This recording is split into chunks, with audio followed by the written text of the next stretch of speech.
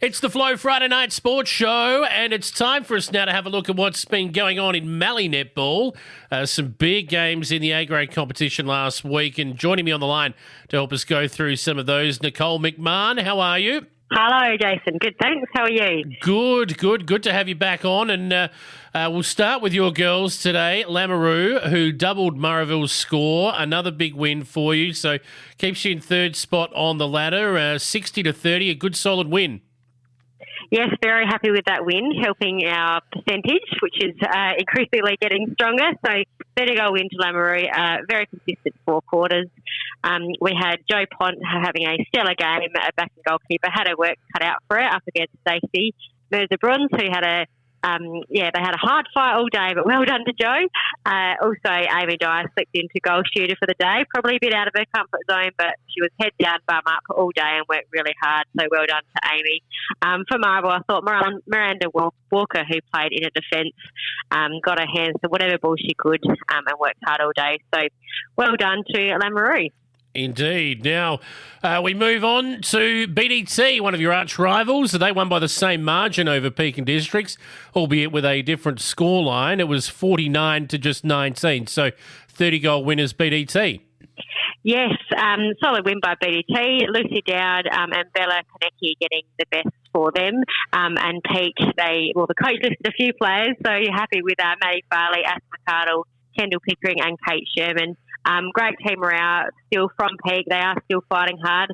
Not quite getting those wins on the board, but yeah, very solid win to Borders. Indeed. And at Karoonda on the weekend, I had a bit of a look at this game, and I tell you what, it was not much in it all day long. Karoonda Districts 33, Pinaroo 34, 1-goal winners against Karoonda Districts, and you were 2 goals away from being in second spot there, Nicole.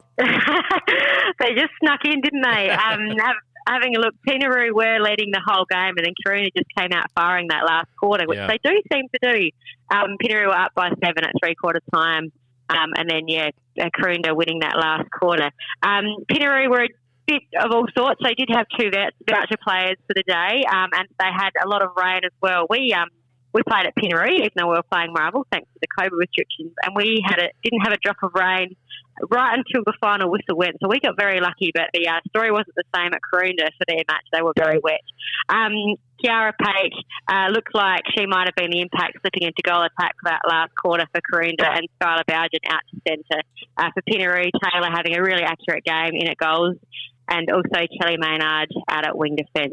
So well done to Pinaroo for getting those 2 points and not quite letting us in that top 2 just yet. Not yet. Let's have a bit of a look at the A-grade ladder as it sits now before the break this weekend. So you've got BDT and Pinaroo tied together on 9 wins, 2 losses at the top of the ladder. It's only percentage separating them, about 2.5 percentage points, I think it is. So certainly not much. They're tied together on 18 premiership points, with Lamoureux just nipping at their heels. Your girls 8 wins, 3 losses, and a better percentage than both sides. So if you tie it up on points, you'll go ahead of them.